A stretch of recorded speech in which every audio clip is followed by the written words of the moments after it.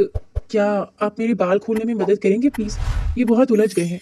वो कम उम्र मासूम दुल्हन उसे मजीद गुस्सा दिला रही थी। घर वालों ने आखिर क्या सोचकर इतनी छोटी लड़की से उसकी शादी करवा दी थी, जिसे शायद शादी का मतलब भी मालूम नहीं था। उसके करीब जाना हमदान के लिए किसी इम्तिहान से कम नहीं था, और वो मोहतरमा इतनी पुरसकून थी। तुम मुझसे डर नहीं लग रहा लिटिल गर्ल?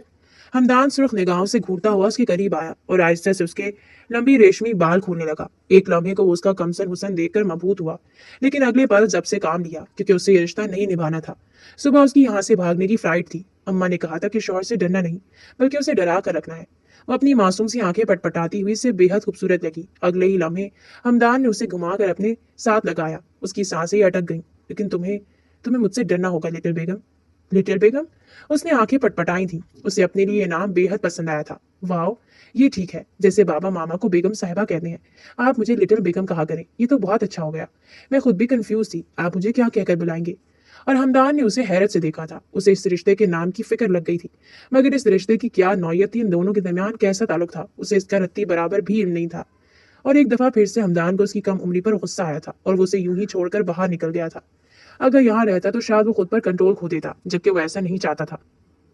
पूरी रात उसने कमरे के बाहर टेरेस पर छोटी सी कुर्सी पर सोकर गुजार दी थी, जबकि जोया भी ज्वेलरी बस उतार पाई थी। उस पर नींद का शदीद गलबा आया था, और वो भी बेड पर अंधी औंधी गिरती सो गई थी। सुबह जब जोया की आंख खुली तो उसको अपनी गर्दन में बेहद दर्द महसूस हुआ था। एक ही पोजीशन में पूरी रात सोने की वजह से उसकी गर्दन पूरी तरह अकड़ चुकी थी।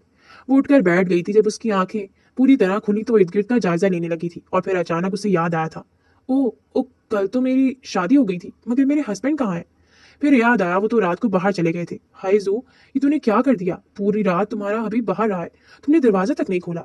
वो दरवाजा खोलते बाहर निकली थी, जबकि सामने वो कुर्सी पर एक तरफ सर किए सो रहा था। हबी उठे। उसने जाकर उसका कंधा हिलाया था, और वो हड़बड़ा कर उठा था। क्या हुआ? हमदान उसको रात वाले लिबास में देखकर हैरान हुआ था। तुमने चेंज नहीं किया? आपने भी तो नहीं किया। चले आए कमरे में आकर बेड पर सो जाएं, इस तरह तो आपकी गर्दन अकड़ जाएगी। वो उसका हाथ पकड़े कमरे में लेकर आई थी, और हमदान भी बेड पर आकर औंधे मुंह गिरता फिर से नींद में चला गया था। थोड़ी देर बाद मुलाजमा ने दस्तक दी थी। जोया बाहर निकली थी। उसे चेंज कर लिया था। जोया बीबी, आपकी मामा आई है। अरे, मामा आई है? वो मुलाजमा को साइड पर करती चहकती हुई नीचे आई थी, और सीढ़ियां फलांगती वो भाग कर मामा के गले लग गई थी, जबकि सोफिया बेगम शर्मिंदा सी हो गई थी। जोया बेटा, हमदान किधर है? मम्मा, वो तो सो रहे हैं। पूरी रात वो सही से सो ही नहीं पाए। वो बाहर टेरेस की कुर्सी पर सोते रहे हैं। अच्छा बताएं, मेरे लिए नाश्ते में क्या लेकर आई हैं? वो इश्तियाक से पीछे टेबल पर पड़ी चीजों को देखने लगी थी, जबकि सोफिया बेगम और साजदा बेगम ने एक दूसरे को हैरत से देखा था। क्या मतलब जोया बेटा, आप ये क्या कह रहे हो? हमदान बाहर क्यों सोया? साजदा बेगम जोया की तरफ बढ़ी थी। वो आंटी, एक्चुअली रात वो अचानक कमरे से बाहर चले गए थे। मुझे भी नींद आ गई, मैं भी सो गई, और पता नहीं दरवाजा शायद बंद था, तो वो बाहर ही फिर सो गए। मैंने तो बंद नहीं किया था, शायद ऑटोमेटिक लॉक से बंद हो गया होगा। अच्छा कोई बात नहीं, आओ तुम, मैं तुम्हारे लिए नाश्ता निकाल देती हूँ। अरे साजदा, ऐसे कैसे? हमदान को तो आने दो। वो बता नहीं रही तुम्हें कि वो अभी सो रहा है, इससे इन चीजों की क्या परवाह, छोड़ो नाश्ता करते हैं। उनका मूड खराब हुआ था। अच्छा क्यों गुस्सा कर रही हो? बच्चा है। बच्चा वो नहीं है, बच्ची ये है, उसे समझना चाहिए हालात की नजाकत को। अच्छा तुम गुस्सा मत करो, छोड़ो इस बात को, आओ। सूफिया बेगम ने बात आई गई कर दी थी। तकरीबन 11 बजे हमदान उठा था। वो भी अपने मोबाइल की बेल पर। साइम की कॉल थी, और साइम का नंबर देखते ही उसके दिमाग में एक धमाका सा हुआ था। कल वाला सारा मामला उसे फिर याद आ गया था, और वो उठकर बैठ गया था। इर्द गिर्द नजर दौड़ाई थी तो वो मैडम कमरे में नहीं थी। उसने शुक्र का कलमा पढ़ा था, वरना फिर से उसका इरादा डामाडोल होने लगता था। तभी सामने वो मैडम नमूदार हुई थी। अभी थोड़ी देर पहले उसने शुक्र अदा किया था, अब उसे फिर से गुस्सा आने लगा था। वो आखिर क्यों उसके सामने बार बार आ रही थी? मामा ने आपके लिए नाश्ता भेजा है, चले बैठे नाश्ता कर ले। आई एम सॉरी, मेरी वजह से रात आपको बाहर गुजारनी पड़ी है। आपके दर्द तो नहीं हो रहा गर्दन में? वो अपनी गर्दन को सहलाने लगी थी। मेरे तो इधर बहुत दर्द हो रहा है, पूरी रात में ऐसे ही इधर सोती रही हूँ। वो बेड की तरफ इशारा करते हुए बोली थी। क्यों, सीधी होकर सो जाती? मुझे पता ही नहीं चला, आपको पता है ना मेरी नींद बहुत कच्ची है। वो मासूमियत से बोली थी। भला मुझे कैसे पता होगा तुम्हारी नींद का? वो गुस्से से बोला था। हाँ, आपको कैसे पता होगा? अच्छा चले मुंह धो लें, फिर नाश्ता कर लें। वो उसके लिए नाश्ते की टेबल सजाने लगी थी, और जितनी महारत से वो सारे काम कर रही थी, हमदान ने बड़ी हैरत से उसे देखा था। फिर वो सर झटकता आगे बढ़ गया था। वो जब फ्रेश होकर बाहर निकला तो वो सोफे पर उसका इंतजार कर रही थी। हमदान को अच्छा नहीं लगा था उसे इनकार करना, इसलिए वो बैठकर उसका लाया हुआ नाश्ता करने लगा था। तब जोया की नजर सामने एक पेंटिंग पर पड़ी थी, और वो इश्तियाक से उस पेंटिंग को देखते हुए उसकी तरफ बढ़ी थी। बहुत खूबसूरत पेंटिंग है ये आपने कहाँ से पेंटिंग ली? उसने बड़े गौर से नीचे पेंटर का नाम तलाशा था, और फिर उसे मिल गया था। अरे वाह, हुस्ना बेग, ये तो मेरी फेवरेट है। आपको पता है मैं इनसे मिली भी हूँ, और इनकी पेंटिंग हमारे पाकिस्तान में टॉप पर आती है हमेशा। लगता था जोया को पेंटिंग से इंटरेस्ट था, इसीलिए वो इतनी दिलचस्पी ले रही थी। हाँ, ये सोफिया आंटी ने मामा को गिफ्ट की थी और मामा ने मेरे कमरे में लगा दी। मेरी मामा ने? अरे वाह, मुझे तो पता ही नहीं था। कब दी थी उन्होंने ये पेंटिंग आंटी को? और वो फिर सवाल करने लगी थी। 5 से 6 साल पहले की ये बात है। अच्छा, इसलिए मुझे याद नहीं था। तब तो मैं बहुत छोटी होंगी ना, और मेरा हादसा बहुत कमजोर है। मुझे पुरानी बातें याद नहीं रहती। उसने नाश्ता कर लिया था। वो उठकर खड़ा हो गया था। मुझे बताओ, सोफिया आंटी बाहर बैठी हैं? हाँ मामा तो बाहर ही बैठी हैं, चलो फिर उनसे मिलते हैं। वो आगे पीछे चलते हुए बाहर आ गए थे। सोफिया आंटी से हमदान बहुत खुश दिली से मिला था। आई एम सॉरी आंटी, मेरी आंख लग गई थी, पता ही नहीं चला कब जोया कब बाहर आई, वरना मैं जरूर आप सबके साथ नाश्ता करता। नहीं, कोई बात नहीं है। वैसे भी तुम बहुत थक गए थे, तो अच्छा किया भरपूर नींद ले ली। जी आंटी, अब मैं बिल्कुल ठीक हूँ। अच्छा ठीक है, मैं जोया को अपने साथ लेकर जा रही हूँ। तुम लोग कल का खाना मेरी तरफ खाना और फिर जोया को साथ ही ले आना। जी आंटी ठीक है। अब मुझे काम है कुछ, मैं जरा अपने कमरे में जाऊं? वो उनसे इजाजत ले रहा था। हाँ बेटा जाओ। और हमदान उठकर अपने कमरे में आ गया था, अपनी पैकिंग कर रहा था, तभी दरवाजा खुला था। हमदान तो डर के मारे उछला था, उसे लगा था मामा आ गई और वो पकड़ा गया, मगर सामने जोया को देखकर हैरान हुआ था। तुम गई नहीं? जाने लगी हूँ, बस अपना सामान लेने आई हूँ। आप ये क्या कर रहे हैं? वो अपनी पैकिंग कर रहा था। 2 दिन बाद मेरा इस्लामाबाद के लिए एक ट्रिप है, बस उसी की तैयारी कर रहा था। अरे वाह, ये तो बहुत अच्छी बात है। जया वार्डरोब की तरफ बढ़ी थी। उसने अपने 2 सूट लिए थे और चंद जरूरत की चीजें बैग में रखकर वो बाहर निकल आई थी। अल्लाह हाफिज। उसने बाहर निकलने से पहले हमदान को हाथ हिलाया था, जबकि हमदान तो अपने हाथ रोके उसी को देख रहा था। और जोया उसे इतनी हैरानी से देखते पाकर वापस मुड़ी थी और उसके करीब आकर उसने उसकी तरफ बाहें वाह की थी। Goodbye. वो ये कहते उसके गले लग गई थी और हमदान को तो समझ नहीं आई थी ये अचानक उसने क्या किया था। वो साकित हुआ था। कल मिलते हैं। वो उससे दूर होते हुए मुस्कुराते हुए बोली थी। उसके हाथों में पहनी चूड़ियां हमदान की घड़ी के साथ अटक गई थी। तभी उसे पीछे से सोफिया बेगम ने आवाज दी थी, जोया नीचे आ जाओ। जी मामा आई। वो उसकी घड़ी से जल्दी जल्दी में चूड़ियां निकालती उसे गुड बाय कहते चली गई थी, जबकि वो कितनी देर तक साकित खड़ा रह गया था। तब उसे अपनी मामा के कदमों की आहट सुनाई दी थी। उसने जल्दी से अपना बैग बंद किया था और बेड के नीचे धकेल दिया था। हमदान, ये क्या हरकत थी? क्या हरकत मामा? तुम्हें नाश्ता सोफिया के साथ करना चाहिए था। बताया था मामा, आंख नहीं खुल सकी। हमदान, तुम जानते हो जोया बच्ची है, उसे इन नजाकतों का नहीं पता। वो सोफिया के सामने कह रही थी कि रात वो कमरे में थी और तुम टेरिस पर सो गए थे। अब इसे ये बात एक नॉर्मल लग रही थी, मगर तुम्हें इस बात का अंदाजा है? तो मामा, आपसे किसने कहा था इतनी छोटी बच्ची को मेरी बीवी बना दी? तुम बाहर टेरिस पर क्यों सोए? वो फिर से बोली थी, मेरा पर्सनल मामला है, आप इसमें इंटरफेयर नहीं करें। वो रुख मोड़ गया था। तुम्हारे पर्सनल की ऐसी की तैसी। माँ हूं मैं तुम्हारी, और माँ के सामने कोई पर्सनल नहीं होता। एक झापड़ लगाया ना, तुम्हारी सारी प्राइवेसी कहीं दूर जा बैठेगी, समझे तुम? मैं जा रही हूँ सोफिया के साथ, शाम तक आ जाऊंगी। ठीक है मम्मा, मुझे भी साइम के साथ एक काम है, मैं भी वहां जा रहा हूँ। हाँ ठीक है, जल्दी आ जाना, आवारागर्दी मत करने निकल जाना। और इन सब के निकलते ही वो अंधाधुन अपना बैग लेता बाहर की तरफ भागा था। 2 घंटे रह गए थे उसकी फ्लाइट में। 1 घंटा पहले उसे एयरपोर्ट पहुंचना था। साइम उसे छोड़ने आया था। क्या बात है, इतने चुप चुप क्यों हो? कहीं अपनी नई नवीली दुल्हन को अभी से मिस तो नहीं करने लगे? वो उसकी खामोशी पर बोला था। यार बकवास बंद करो, तुम्हें पता है ऐसा कुछ भी नहीं है, मगर फिर भी ना जाने क्यों मुझे अजीब सी शर्मिंदगी सी हो रही है। मामा पर तो मुझे गुस्सा है, लेकिन सोफिया आंटी, उनका क्या? मैं सोफिया आंटी को हर्ट नहीं करना चाहता था। तुम जानते हो ना वो मुझसे कितना प्यार करती हैं। अगर तुम सोफिया आंटी को हर्ट नहीं करना चाहते तो अभी वापस चले जाओ, इस शादी को निभा लो, और अगर ऐसा नहीं कर सकते तो फिर कोई एक फैसला करो और अपने फैसले पर डट जाओ। वापस जाना चाहते हो तो मैं तुम्हें घर छोड़ देता हूँ। अब अगर अपने कैरियर पर फोकस करना चाहते हो तो ये भी तुम्हारी मर्जी है। और वो जल्दी से गाड़ी से निकला था। मतलब तुम बीवी के बजाय कैरियर चूज कर रहे हो? अच्छा है, अच्छा है। वो हंसा था, जबकि वो उसे हाथ हिलाता सामान लेता एयरपोर्ट के अंदर चला गया था। शाम को साजिदा बेगम घर आई थी। साइम अभी तक घर नहीं आया था। नजमा, नजमा, उन्होंने मुलाजमा को आवाज दी थी। ये साइम किधर है? बीबी जी, वो तो सुबह ही सामान लेकर चले गए थे। सामान? कौन सा सामान? वो हैरान हुई थी। बीबी जी, उनके पास बैग था, या वो कहीं गए हैं? क्या मतलब? उसके पास बैग था, वो कहाँ चला गया है? वो एकदम से परेशान हो गई थी। मुझे नहीं पता बीबी जी, ये तो आप ही उनसे पूछ लें। नजमा किचन में चली गई थी, जबकि साजदा बेगम ने बेटे का फोन मिलाया था जो बन जा रहा था। उन्होंने साइम का नंबर मिलाया था। साइम जरूर जानता होगा, और साइम ने तो पहली बेल पर ही फोन उठा लिया था। साइम, हमदान तुम्हारे साथ है, कहाँ हो तुम? आंटी, मैं तो अपने घर पर हूँ, और वो तो लंदन चला गया है। लंदन? क्या बकवास कर रहे हो? जी आंटी, मैं उसे खुद एयरपोर्ट छोड़ कर आया हूँ। इस वक्त तो वो फिजाओं में है। और सारदा बेगम के हाथ से फोन छूट गया था। वो कितनी देर तक साकित खड़ी रहती, फिर अचानक वो हमदान के कमरे की तरफ आ गई थी। हो सकता है साइम उनसे प्रैंक कर रहा हो, जबकि ये प्रैंक नहीं था। हमदान का सामान भी नहीं था, उसके डॉक्यूमेंट्स भी उसके दराज में मौजूद नहीं थे। ये तुमने क्या किया हमदान? ये तूने क्या किया? मुझे सोफिया के सामने कितना शर्मिंदा कर दिया है। उनकी आंखों से आंसू बहने लगे थे। वो रोते हुए बाहर आई थी। बीबी जी, क्या हुआ? सब ठीक है? नजमा परेशान हो गई थी। मैं तुम्हें क्या बताऊं नजमा, वो बदतमीज लड़का घर छोड़कर चला गया है, मुझे सबके सामने शर्मिंदा करके। तो बीबी जी, आप रो क्यों रही हैं? वो कहाँ गए हैं मुझे बताएं। मुझे खुद बड़ी परेशानी हो रही है। नजमा भी परेशान हो गई थी कि न जाने क्या हुआ था। वो लंदन चला गया है हायर स्टडी के लिए। तो बीबी जी, वो तो उन्होंने जाना ही था। आपको तो पता था और आप तो बहुत खुश थी कि आपका बेटा बाहर जा रहा है। हाँ, मगर अब एक दुल्हन को छोड़कर इसका ऐसे जाना अच्छा लगता है? और मैंने उससे कहा था वो यहीं रहकर कुछ कर ले, अब जाए बाहर। उसने मेरी एक नहीं सुनी, वो चला गया है। उनका बीपी हाई होने लगा था। नजमा को परेशानी हुई थी। ड्राइवर को उसने गाड़ी स्टार्ट करने को बोला था और खुद वो उनको सहारा देती गाड़ी तक लेकर आई थी और उनको अस्पताल लेकर चली गई थी। उनका बीपी कंट्रोल नहीं हो रहा था। डॉक्टर्स ने उनको रात अस्पताल में ही रख लिया था। नजमा ने परेशानी में सोफिया बेगम को कॉल की थी, उनको सारी सूरत हाल बताई थी। तो सोफिया और जोया दोनों अस्पताल आ गई थी। ये क्या हाल बना लिया है? अगर वो लंदन चला गया है तो इसमें इतनी कौन सी बड़ी बात है? तुमने क्यों इस बात को इतना सीरियस ले लिया है कि अस्पताल ही पहुंच गई हो? अगर तुम्हें कुछ हो जाता तो? सोफिया साजदा पर गुस्सा करने लगी थी। मैं तुम्हारे सामने बहुत शर्मिंदा हूँ सोफिया। मेरी मेरी नाफरमान औलाद ने मुझे तुम्हारी नजरों में बहुत शर्मिंदा कर दिया है। तुम कैसी बातें कर रही हो साजदा? वो मेरा भी बच्चा है और उसका कैरियर सबसे इंपॉर्टेंट है। क्यों खुद को और हमें उसके कैरियर के बीच में दीवार बना रही हो? उसे करने दो जो वो कर रहा है। मगर सोफिया, तुम जानती हो कल उसकी शादी हुई है। अरे शादी हुई है तो क्या हुआ? अभी जोया भी बच्ची है और उसकी अभी उम्र ही क्या है? ये तो हादसाती तौर पर निकाह हुआ है ना। कोई बात नहीं, वापस तो उसने यहीं आना है ना। जोया उसकी बीवी है, वो उस बात को जानता है। तुम परेशान मत हो। अगली सुबह वो साजदा बेगम को घर लेकर आई थी और जोया भी उनके साथ ही थी। सोफिया तो साजदा बेगम का बेहद ख्याल रख रही थी। वो जोया को देख देख कर फिर से रोने लग जाती थी। तुम बिल्कुल पागल हो गई हो साजदा, अब बस। तुमने बिल्कुल टेंशन नहीं लेनी। जब मुझे टेंशन नहीं है तो तुम्हें क्यों टेंशन है? साजदा बेगम चुप हो गई थी। सोफिया ने हमदान को कॉल मिलाई थी, जो कि पहली बेल पर उठा ली गई थी। कैसे हो हमदान? मैं बिल्कुल ठीक हूँ सोफिया आंटी। आप कैसी हैं और मामा कैसी हैं? तुम्हारी मामा का बीपी हाई हो गया था, वो रात अस्पताल में रही हैं, मगर अब ठीक है। मैंने उनकी तबीयत ठीक कर दी है। तुम फिक्र नहीं करो, अपने कैरियर पर फोकस करो।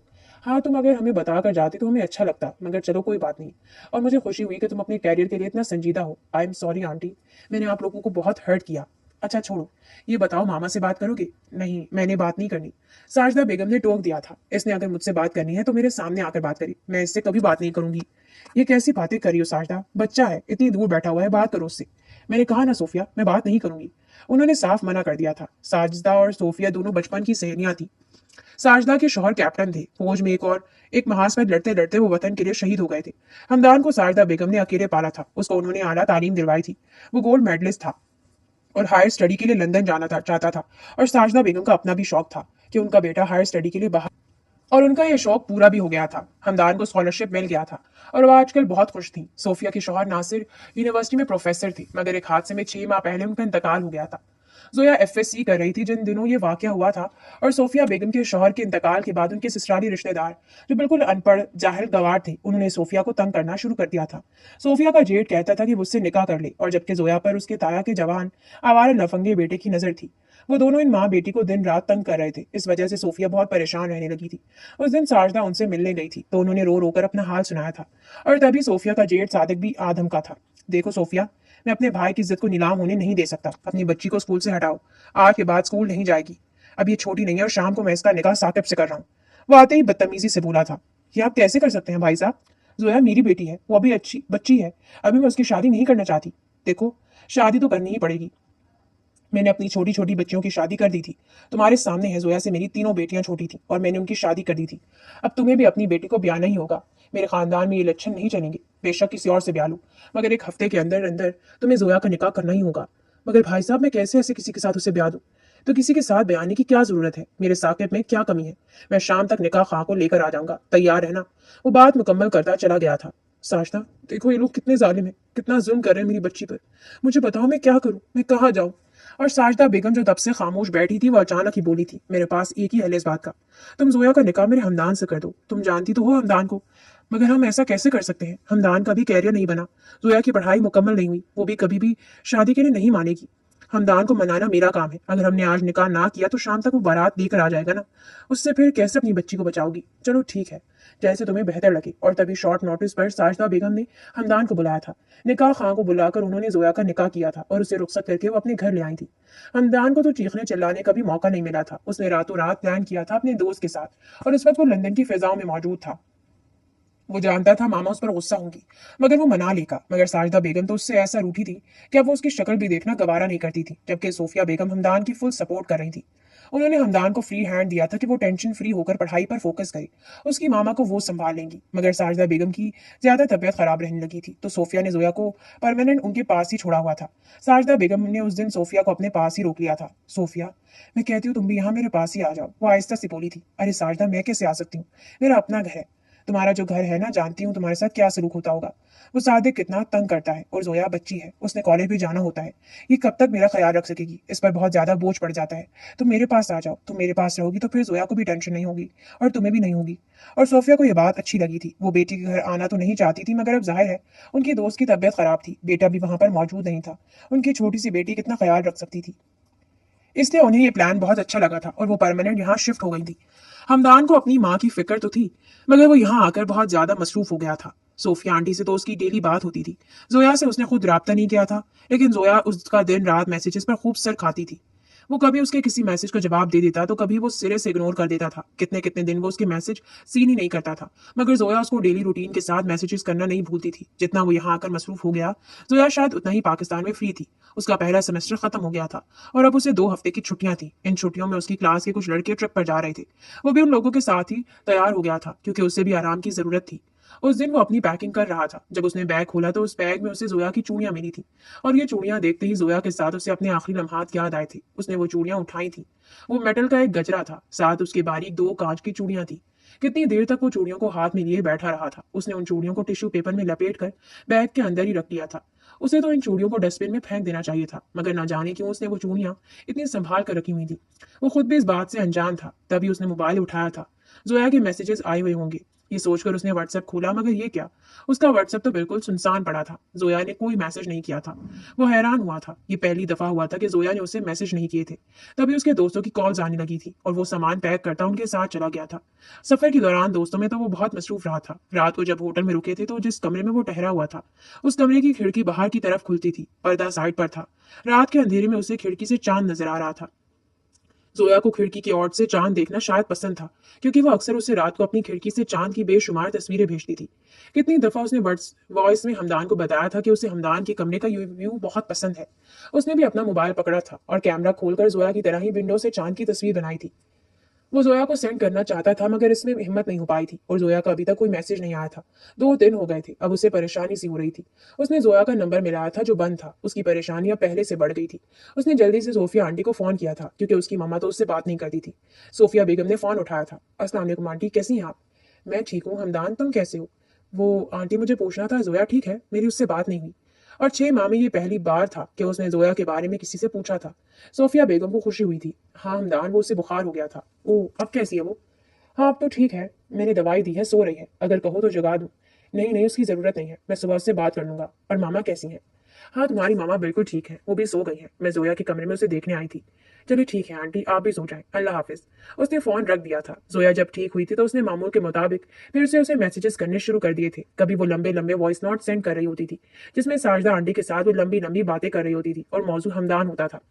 नीचे वो छोटा सा एक नोट लिखती थी, आपकी ममा की बातें। और हमदान को उसकी इसके लिए फिक्र अच्छी लगती थी। साजदा आंटी उससे बात नहीं करती थी। शायद इसी वजह से उसके बारे में जब साजदा बेगम बातें करती तो वो वॉइस रिकॉर्ड कर लेती थी। वक्त गुजरता गया। सोफी ने मेडिकल फील्ड चुना था। उसकी डायरी का आखिरी साल था, डॉक्टरी का आखिरी साल था। हमदान की भी पढ़ाई का आखिरी साल रह गया था और वो जल्द अज जल्द पाकिस्तान पहुंचना चाहता था, क्योंकि वो सबसे ज्यादा अपनी माँ को मिस कर रहा था। साजदा बेगम ने अभी तक बेटे से बात नहीं की थी। उस दिन सोफिया बेगम की तबीयत ठीक नहीं थी। जोहा अपनी माँ को लेकर अस्पताल आई थी और इसी टेंशन में मोबाइल भी घर भूल आई थी। साजदा बेगम उनके साथ ही थी। सोफिया बेगम 2 दिन से हॉस्पिटलाइज थी, मगर अब उनकी तबीयत बेहतर थी। उम्मीद थी शाम तक डॉक्टर उनको छुट्टी दे देते। ये 2 दिन सोफिया के साथ साजदा बेगम और जोया अस्पताल ही रही थी। जोया ने साजदा बेगम से बहुत कहा था कि वो घर चली जाए, मगर साजदा बेगम भला अपनी दोस्त को यहाँ छोड़कर कैसे जा सकती थी? वो दोस्त जो उनके अच्छे बुरे हर टाइम में उनके साथ खड़ी थी। साजदा बेगम बाहर कॉरिडोर में खड़ी थी जब उनका मोबाइल बजा था और उन्होंने नंबर देखे बगैर ही फोन कान से लगा लिया था। हेलो। साजदा बेगम फोन कान से लगाते बोली थी, ममा प्लीज आपको बाबा की कसम फोन बंद मत करना। और साजदा बेगम साकित तो हुई थी। क्यों कर रहे हो फोन मुझे? मामा, मेरी इतनी बड़ी गलती नहीं है। जब सोफिया आंटी मुझसे नाराज नहीं तो आप मुझसे इतना क्यों नाराज हैं? मैं तुमसे इसलिए नाराज हूं कि तुमने मुझसे झूठ बोला, मुझे बिना बताए चले गए। तुम्हारा भी 1 हफ्ता रहता था टिकट में। मैं जानती हूँ वो तुम सिर्फ मुझे नीचा दिखाने के लिए चले गए। तुम जोया से शादी नहीं करना चाहते थे। मैंने जबरदस्ती तुम्हारी उससे शादी कर दी। तुमने इस बात का गुस्सा मुझ पर निकाला और मुझसे मिले बिना ही चले गए। गुस्से में तुम अपनी माँ को छोड़कर चले गए, वो माँ जिसे तुम जानते हो तुम्हारे बिना नहीं रह सकती। अगर तुम मुझे बता कर जाते तो मैं तुम्हें रोक लेती क्या? मामा, मुझसे गलती हो गई, बस मैं डर गया था। आपने जब कहा था कि मैं यहीं रहकर कुछ कर लूं, मैं बस इसी वजह से आपको बता नहीं सका। I am sorry. हमदान रोने लगा था, जबकि सारजा बेगम को बुलाने के लिए आई जोया ने सब मनोअन सुना था और जैसे उसके सर पर आसमान ही घूम गया था। अब वो बच्ची नहीं थी, मैं चोर हो गई थी। बचपना तो उसमें अब सिरे से खत्म हो गया था, इसलिए वो बातें समझ सकती थी। और अब उसे समझ आई थी हमदान उससे इतना गुरेज क्यों बरतता था। उसने तो कभी इस बात को सीरियस ही नहीं लिया था। उसे लगता था हमदान वहां पढ़ाई में मसरूफ है, उसके पास टाइम नहीं होता। वो ही हमदान का हर वक्त सर खाती रहती थी कि हमदान ने कभी उसकी किसी बात का रिस्पॉन्स ही नहीं दिया था। हफ्ते में एक आध बार वो बहुत मुश्किल से उससे बात करता था, और वो भी थोड़ी देर बाद ही फोन रख देता था। उसे तो आज पता चला था वो तो उससे सिरे से शादी नहीं करना चाहता था। जोया उल्टे पांव कमरे में गई थी। उससे आज अपना सांस बंद होता महसूस हो रहा था। वो जल्दी से विंडो में आ गई थी। सोफिया बेगम सो रही थी। जोया ने बमुश्किल खुद को संभाला था, तभी साजदा कमरे में आई थी। उसकी पीली पड़ती रंगत देखकर वो परेशान हो गई थी। जोया, तुम ठीक हो? जी आंटी, बस ठीक हूँ। बहुत थक गई हूँ तो शायद इसी वजह से। तो मैं तुम्हें कह तो रही हूँ घर जाकर आराम कर लो। मैं सोफिया के पास हूँ और अब शाम तक तो छुट्टी हो जानी है। मैं इसे ले आऊंगी। जाओ, शाबाश। उन्होंने जबरदस्ती जोया को घर भेज दिया था और जोया को लगा था इस वक्त वो उनके सामने रहती तो शायद खुद पर कंट्रोल न रख पाती, जबकि वो अपना भरम कायम रखना चाहती थी। वो घर आई थी और तकरीबन भागती हुई वो कमरे में आई थी और बेड पर औंधे मुंह गिर गई थी और फिर वो हिचकियां ले लेकर रोने लगी थी। कितनी देर तक वो ऐसे ही शिद्दत से रोती रही थी। सबसे ज्यादा गुस्सा तो उसे खुद पर था। वो क्यों ना उसकी गुरेज को समझ सकी, वो क्यों ना इस बात को समझ सकी कि वो पहले दिन ही उसे छोड़कर क्यों चला गया था। तब तो वो छोटी थी, उसे इस बात की समझ नहीं थी, मगर अब तो वो बड़ी हो गई थी, उसे समझ जाना चाहिए था। वो क्यों उस जालिम शख्स को अपने दिल में बसा बैठी थी। लेकिन कोई बात नहीं, वो अब उसके सामने खुद को यूं बेमोल नहीं करेगी। वो एक फैसला करते उठी थी और उसने अपने आंसू साफ किए थे और फिर वो उठकर वॉशरूम में चली गई थी। वो सिंक पर झुकी मुंह धो रही थी, जबकि उसके आंसू फिर से बहने लगे थे और एक दफा फिर वो शिद्दत से रोती थी। शावर लेकर बाहर निकली थी। उसने लेमन कलर का शलवार कमीज पहना था, जबकि लॉन का सफेद रंग का बड़ा सा दुपट्टा उसने कंधों पर फैला लिया था। मुलाजमा आई थी। वो उससे चाय का पूछ रही थी, जबकि उसने मना कर दिया था। मैं सोने लगी हूँ, मुझे डिस्टर्ब कोई ना करे। जब मामा आ जाए तो मुझे बता देना। और मुलाजमा सर हिलाती वापस चली गई थी। उस कमरे की हर चीज से उसे वहशत होने लगी थी। यह हमदान का कमरा था। वो अंदर धुन भागती हुई बाहर निकली थी और सोफिया बेगम के कमरे में चली गई थी और सर तक कंबल ताने वो सो गई थी। न जाने वो किस चीज से छुप रही थी। वो तकरीबन एक घंटा आंखें बंद किए लेटी रही थी, मगर नींद उसे नहीं आई थी। उसने उठकर नींद की गोली ली थी और सो गई थी। शाम को सारदा बेगम, सोफिया बेगम वो लेकर आ गई थी, मगर जोया बेखबर सोई पड़ी थी। उन्होंने भी उसे जगाना मुनासिब नहीं समझा था, क्योंकि वो 2 दिन से मुसलसल जाग रही थी। रात के तकरीबन 2 बजे जोया की आंख खुली थी। उसकी मामा पुरसकून रही थी और वो उठकर बाहर आ गई थी। नंगे पांव वो लॉन की घास पर बेचैनी से टहल रही थी। वो चांदनी रातों की शैदाई थी, जबकि आज उसे ये चांद भी अच्छा नहीं लग रहा था।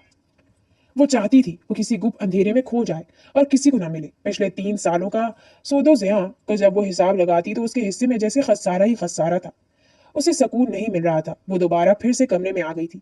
उसकी मामा सो रही थी और वो भी उनके बराबर में आकर नींद दराज हो गई थी। वो चुप चुप रहने लगी थी। सबको लगा था कि शायद थकावट है। 3 दिन तक वो ना यूनिवर्सिटी जा सकी थी, ना ही किसी से फोन पर बात कर सकी थी। जोया, बहुत छुट्टियां हो गई हैं, अब जाओ यूनिवर्सिटी, तुम्हारा हर्ज हो रहा है। ये आखिरी सेमेस्टर है। जी मामा, कल से जाऊंगी। आजकल वो सोफिया बेगम के साथ ही रह रही थी। सोफिया बेगम को ये लगा था कि उनकी तबीयत बहुत ज्यादा खराब थी, इसलिए अब उनके साथ ही रह रही है। सारदा बेगम ने 2-3 बार टोका था जोया को कि अपने कमरे में जाओ, तुम्हारी माँ बिल्कुल ठीक है, मगर उसने बात अनसुनी कर दी थी। आहिस्ता आहिस्ता उसने हमदान के कमरे से अपना सारा सामान मामा के कमरे में शिफ्ट कर लिया था। आजकल वो किसी गहरी सोच में पाई जाती थी। उसके बाबा के घर पर उसके ताया अब्बू का कब्जा था और उसने बिना माँ को बताए ताया पर केस कर दिया था। उसकी दोस्त फिजा जो उसके साथ ही पढ़ती थी, उसका बड़ा बड़ा भाई ईएसपी था और उसकी मदद से उसने अपने घर का कब्जा छुड़ा लिया था।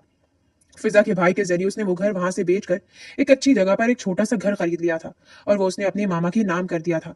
और जिस दिन उसने उस घर के पेपर साइन किए थे, उस दिन वो बहुत खुश थी और ये खुशी उसके चेहरे पर वाज़ेह झलक रही थी। अब उसने मोबाइल इस्तेमाल करना बहुत कम कर दिया था। अपनी क्लास के अलावा वो किसी के मैसेज देखती तक नहीं थी। हमदान की तो चैट अब अक्सर बिना देखे डिलीट कर देती थी। पहले वो हमदान को ढेरों मैसेज करती थी, जिसके रिप्लाई में हमदान एक आध मैसेज करता था। अब जब वो खामोश थी तो हमदान धड़ाधड़ मैसेज किए रखता था और अब वो उसके किसी मैसेज पर कहानी नहीं धरती थी। 1-2 बार हमदान ने उसे कॉल की थी तो उसने मसरूफियत का बहाना कर दिया था। वो भी खामोश हो गया था। उस दिन वो घर आई थी। उसने मामा को घर के बारे में बताया था और वो इधर शिफ्ट भी होना चाहती थी। साजिदा बेगम ने सख्ती से जोया से कहा था कि वो इस घर से कहीं नहीं जा सकती। देखो जोया, तुम्हें पता है मैं यहाँ अकेली रहती हूँ और तुम मुझे छोड़कर जा रही हो। और बेटा, तुम्हारा घर यही है, तुम क्या अपनी मामा को इस घर से निकालना चाह रही है? ऐसे नहीं है साजदा आंटी, मैं क्यों निकालूंगी? देखो बेटी, पहले मैं यहाँ अकेली रहती थी कि तुम दोनों मेरे पास आई हो। अब सोफिया वहाँ अकेली हो जाएगी तो कितनी परेशानी होगी हमें। अगर मैं यहाँ रह सकती हूँ तो सोफिया भी इसी घर में हमारे साथ रहेगी हमेशा। और खबरदार जो तुमने ऐसी बेवकूफ़ों वाली बात की। और जोया बेचारी अपना सा मुंह लेकर रह गई थी। वो हमदान के आने से पहले यहाँ से शिफ्ट होना चाहती थी, जबकि ना सोफिया बेगम उसकी बात समझ रही थी और ना ही साजदा बेगम। ममा, क्या हम सारी जिंदगी इसी घर में गुजार देंगे? हमारा अपना कोई घर नहीं है। तुम पागल हो गई हो क्या? तुम शादीशुदा हो, तुम्हारा शौहर आ रहा है और तुम इस घर से जाने की बातें कर रही हो। दिमाग तुम्हारे अंदर है या नहीं? क्यों मुझे परेशान कर रही हो? पहले हमदान ने वो हरकत की, उसकी वजह से साजदा कितनी परेशान थी। तुम जानती हो बीपी की मरीज है, और अब तुम्हारी वजह से अगर उसे कुछ होगा तो मैं तुम्हें कभी माफ नहीं करूंगी। सोफिया बेगम ने अच्छा खासा बेटी को डांट दिया था। और मुझे बताओ, ये तुमने मेरे कमरे में डेरे क्यों डाले हुए हैं? तुम दोनों की कोई लड़ाई हुई है? मम्मा, मेरी कोई लड़ाई नहीं हुई और मैं इस मामले पर बिल्कुल बात नहीं करना चाहती। वो उठकर चली गई थी, जबकि साजदा बेगम और सोफिया दोनों ही अब परेशान थी। और एक दिन फिर हमदान अचानक बिना बताए आ गया था। वो आते ही माँ के गले से लग गया था। शारदा बेगम तो नाराजगी दिखानी चाह रही थी, मगर हमदान अपनी माँ को कैसे नाराज रहने दे सकता था। और 4 सालों बाद वो एक दूसरे से मिल रहे थे। शारदा बेगम तो अब चाह कर भी उससे नाराज नहीं हो पाई थी, जोया की तरह। उसने सबसे पहले उसी का पूछा था। वो तो यूनिवर्सिटी है, आज उसका आखिरी पेपर है ना। चलो शुक्र है, डॉक्टर ने साहिबा की डिग्री तो मुकम्मल हुई। उससे कितने बजे छुट्टी होगी? मैं खुद उसको ले आता हूँ। वो तो उतावला हो रहा था, 4 बजे उसका पेपर खत्म होना है, साजिदा बेगम ने बताया था। और वो 3:45 ही उसकी यूनिवर्सिटी के बाहर खड़ा था। तकरीबन आधा घंटा हो गया तो उसे यही इंतजार में आती हुई दिखाई दी थी। जोया को देखते ही वो तेज तेज चलता उसके करीब आया था। वो तो उसे देखकर हैरान रह गई थी। आप यहाँ? हाँ, मैं। कैसा लगा सरप्राइज? और जोया ने इर्द गिर्द देखा था। आप यहाँ क्यों आए हैं? क्या मतलब क्यों आया हूँ? मैं खुद आ जाती घर। हाँ, तुम आ तो जाती हो, मगर मैं खुद तुम्हें लेने आना चाहता था, मगर इसकी जरूरत नहीं थी। मैं कैब पर भी आ सकती थी। वो बेरुखी से कहती हुई आगे बढ़ गई थी। हाँ हाँ, मुझे पता है, मेरी लिटिल बेगम अब बड़ी हो गई है और वो खुद अपने काम कर सकती है, मगर मेरा दिल चाह रहा था तुम्हें खुद पिक करने आऊं। और वैसे भी तुम्हारा आखिरी पेपर है, कैसा रहा? अच्छा हुआ। वो गाड़ी में आकर बैठ गए थे। पूरे रास्ते वो बोलता आया था, जबकि जोया हूँ हाँ ही कर रही थी। वो जब घर आए थे तो साजदा बेगम पकौड़े तल रही थी और सोफिया बेगम चाय बना रही थी। हमदान के जाती वो खाने की तैयारियों में लग गई थी और अभी शाम की चाय की तैयारी हो रही थी। वाह मामा, 4 साल बाद आपके हाथ के पकौड़े खा रहा हूँ। आपके हाथों के जायके को मैंने वहां बहुत मिस किया। उसने झुककर मामा के हाथ चूम लिए थे। इस पर वो मुस्कुराई थी। शुक्र है मामा, मान गई। मुझे तो इतना डर लग रहा था। मैं तो मान गई, अब मेरी बहू को मना लूं। साजदा बेगम ने तिरछी नजरें करके जोया के कमरे की तरफ देखा था। क्या मतलब? क्या वो मुझसे नाराज है? क्या तुम्हें नहीं पता? हाँ मामा, मुझे शक तो था, लेकिन फिर मुझे लगा शायद मेरा वहम हो। तुम बिल्कुल बुद्धू हो। उन्होंने उसके सर पर चपत लगाई थी। रात का खाना खाकर जोया नींद का बहाना करती कमरे में चली गई थी, जबकि सोफिया बेगम शर्मिंदा सी हो गई थी। हमदान काफी देर तक वहां उनके पास बैठा रहा था, और जब वो कमरे में गया तो खाली कमरा मुंह चढ़ा रहा था। वो उल्टे कदमों वापस आया था। मम्मा, जोया किधर है? कमरे में तो नहीं है बेटा, वो सोफिया के साथ सोती है, शायद उसी के पास होगी। क्या मतलब? मैं समझा नहीं। बेटा, ये बात तो तुम उससे खुद पूछ लेना। चले ठीक है, मैं उससे बात करता हूँ। पागल हो गए हमदान, इस वक्त बात करना मुनासिब नहीं है। तुम दिन में उससे बात कर लेना। वैसे भी दिन में मैंने इफ़्फ़त की तरफ जाना है और मैं सोफिया को साथ ले जाऊंगी, तो दिन में तुम दोनों का जो भी मामला हो बैठकर हल कर लेना। मैं नहीं चाहती सोफिया के सामने इस तरह की डिस्कशन हो, वो कोई टेंशन ले। और हमदान अपना सा मुंह लेकर आ गया था। अगले दिन प्लान के मुताबिक साजिदा बेगम सोफिया को अपने साथ दे गई थी। जोया नाश्ते के बाद कमरे में आ गई थी और सबके जाते ही वो भी उसके कमरे में आ धमका था। ये क्या बदतमीजी है? वो आईने के सामने खड़ी अपने बाल बना रही थी। उसके अचानक आने पर उसने उसे घूरा था। क्या मतलब बदतमीजी है? अपनी बेगम के कमरे में आया हूँ, इसमें बदतमीजी क्या है? वो मुंह बनाते बोला था, फिर उसके करीब आकर उसके कंधे पर हाथ फैला गया था कि जोया ने झटके से उसका हाथ साइड पर किया था और बेड पर पड़ा उसने अपना दुपट्टा अपने कंधों पर फैला लिया था। जोया, क्या तुम मुझसे नाराज हो? वो संजीदगी से बोला था। मैं आपसे क्यों नाराज होंगी? तुम पिछले 6 माह से मुझे नजरअंदाज कर रही हो, ना कोई मेरा मैसेज सीन करती हो, ना मुझसे ज्यादा बात करती हो। मुझसे कोई गलती हुई है? गलती आपसे नहीं, गलती मुझसे हुई है 4 साल पहले। वो भी संजीदा से बोली थी। क्या मतलब? मैं समझा नहीं। मैं समझाती हूँ। ये शादी जबरदस्ती की शादी थी, मगर मुझे तो इस बात का इल्म ही नहीं था। मेरे लिए तो ये शादी एक शादी थी और मैं अपनी शादी को बहुत इंजॉय कर रही थी। मामा ने मुझे जो बातें समझाई थी, मैंने उन बातों को जहन में बैठा लिया। आप मेरे शौहर हैं, मैं आपकी बीवी हूँ। अब पूरी जिंदगी हमने एक साथ गुजारनी है। बस हमदान पढ़ने गया हुआ है, वो जैसे वापस आएगा हम फिर से एक हो जाएंगे। और मैंने इन बातों को जहन में बैठा लिया। गलती बस मुझसे यही हुई। आपके रवैये पर मैंने कभी गौर ही नहीं किया, लेकिन ये तो फिर मुझे बाद में पता चला कि वो तो आप पर जबरदस्ती मुसलत किया हुआ रिश्ता था, जिससे आप फरार हासिल करने के लिए बाहर गए थे। मैं जबरदस्ती की कायल बिल्कुल भी नहीं हूँ, और मैं चाहती हूँ आप इस जबरदस्ती के रिश्ते को खत्म कर दें, ताकि मैं यहाँ से हमेशा के लिए जा सकूं, क्योंकि साजदा आंटी ऐसे तो मुझे जाने नहीं देंगी। तुम क्या पागलों वाली बातें कर रही हो? ये खन्नास किसने तुम्हारे जहन में भरा है? हाँ ठीक है, मैं ये शादी नहीं करना चाहता था। तुम्हारी और मेरी उम्र में बहुत फर्क है। तुम मुश्किल से 17-18 साल की थी जब हमारा निकाह हुआ था। मैं कैसे तुम्हारे साथ रह सकता था? जबरदस्ती का रिश्ता तो जरूर था, मगर इसका ये मतलब नहीं कि मैं तुम्हें नापसंद करता हूँ। मैं सिर्फ अपना कैरियर बनाना चाहता था। हाँ, मुझे तुमसे मोहब्बत बिल्कुल भी नहीं थी और करना भी नहीं चाहता था, मगर हो गई। जबरदस्ती हो गई। कब हुई, कैसे हुई, ये नहीं पता। मुझे तो लगता है तुम्हारे इस गुड बाय वाले हक ने ही मुझे अपना असीर बना लिया था, और ये 4 साल मैंने कैसे खुद को वहां रोक कर रखा है, ये मैं ही जानता हूँ। तुम्हारे हर वीडियो पर, और फिर अचानक तुमने मुझसे राब्ता खत्म कर लिया। और ये पिछले 6 माह मैंने कैसे गुजारे हैं, ये मैं ही जानता हूँ। मैं पाकिस्तान आया था तुम्हें सरप्राइज देने, मगर तुमने तो मुझे सरप्राइज दे दिया। वो उसके पास बैठा उसके दोनों हाथों को अपने हाथों में मजबूती से थाम लिया था। जोया ने चेहरा मोड़ लिया था। उसकी आंखों से आंसू बह रहे थे। हमदान ने उसका चेहरा अपनी तरफ मोड़ा था और उसे अपने साथ लगा लिया था। आप झूठ बोल रहे हैं, वो भराई हुई आवाज में बोली थी, जिस पर हमदान हंसा था। उसने अपनी जेब में हाथ डाला था और कुछ टटोलते हुए बाहर निकाला था। ये देखो, तुम्हारी 3 चूड़ियां पिछले 3.5 सालों से मेरे हर उस लम्हे की गवाह हैं। जिस जिस लम्हे तुम मुझे याद आई हो। 3.5 साल क्यों, 4 साल क्यों नहीं? वो हिसाब किताब करने लगी थी। यार, पहले 6 महीने तो तुम मुझे बिल्कुल भी याद नहीं आई थी ना। वो उसे मुस्कुराती निगाहों से देखते बोला था, जिस पर जोया ने उसे मुक्का जड़ा था। अब बताओ, ये सारी बातें कब तुम्हारे जहन में आई? और फिर उसने उस दिन साजदा आंटी की बातें उसे बता दी थी। एक तुम और एक ये तुम्हारी सास, तुम दोनों ने मुझे बिल्कुल पागल कर दिया है। जोया ने उसे घूरा था, जबकि उसे अपने करीब करता वो उसको नजरें झुकाने पर मजबूर कर गया था। ये कहानी सिर्फ एक जबरदस्ती के निकाह से मोहब्बत तक पहुंचने का सफर नहीं, बल्कि रिश्तों, कुर्बानी, गलत फहमी और वक्त की आजमाई की खूबसूरत अक्कासी करती है। हमदान का किरदार इब्तदा में अपनी मर्जी के खिलाफ होने वाले निकाह से भागने वाला और अपने कैरियर को तरजीह देने वाला नजर आता है, जिस पर तनकीद भी बनती है कि उसे अपनी माँ से सच छुपाने और बिना बताए चले जाने के बजाय साफ गुफ्तगू करनी चाहिए थी। लेकिन उसकी अच्छी बात यह रही कि उसने जोया की कम उम्री और नापुख्तगी का एहसास करते हुए खुद पर काबू रखा और उसे किसी ऐसे रिश्ते में धकेलने की कोशिश नहीं की जिसके लिए वो तैयार नहीं थी।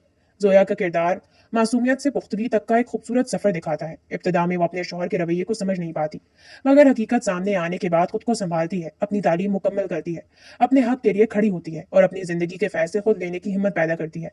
अलबत्ता उसकी सबसे बड़ी कमजोरी ये रही कि उसने अपने दिल में एक ऐसे रिश्ते की तस्वीर बना ली जिसकी हकीकत जाने बगैर वो जज्बाती तौर पर उससे वाबस्ता हो गई। साजिदा बेगम की मोहब्बत काबिल एहतराम है, मगर उनका बेटे की मर्जी के बगैर निकाह करवाना और फिर उसके फैसले को कबूल ना करना गलत था। मोहब्बत अगर इख्तियार छीन ले तो वो मोहब्बत नहीं रहती। सोफिया बेगम इस कहानी का सबसे मतवाजन किरदार दिखाई देती हैं, जिन्होंने अपनी बेटी की हिफाजत भी की और हमदान के मुस्तकबिल को भी समझा। इस कहानी का सबसे खूबसूरत सबक यही है कि किसी रिश्ते को सिर्फ नाम दे देना काफी नहीं होता, उसे समझ, रजामंदी, एहतराम और एतमाद भी दरकार होता है। कभी कभी वक्त वो हकीकत दिखा देता है जो जज्बात के शोर में नजर नहीं आती, मगर इंसान को दूसरों के फैसलों पर अपनी पूरी जिंदगी नहीं छोड़ देनी चाहिए। अपने हक, अपनी तालीम, अपनी इज्जत और अपनी खुशी के लिए खड़ा होना भी जरूरी है। मोहब्बत तभी खूबसूरत बनती है जब वो जबरदस्ती नहीं, बल्कि अपनी मर्जी से दिल में जगह बनाए, और जब दो लोग एक दूसरे को बदलने के बजाय समझने की कोशिश करें। और आपको ये कहानी कैसी लगी, पढ़कर अपनी राय का इजहार कीजिएगा और चैनल को